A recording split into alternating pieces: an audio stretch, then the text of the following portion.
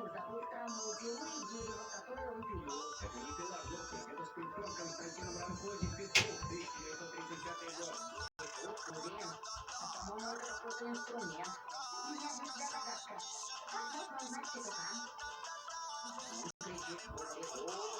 У него гребешку знаешь? Гребешок. У тебя бурная фантазия. Это и правда гребешок.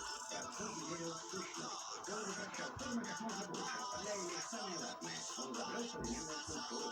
Он выглядит гладко и легко, точно такой же цвет.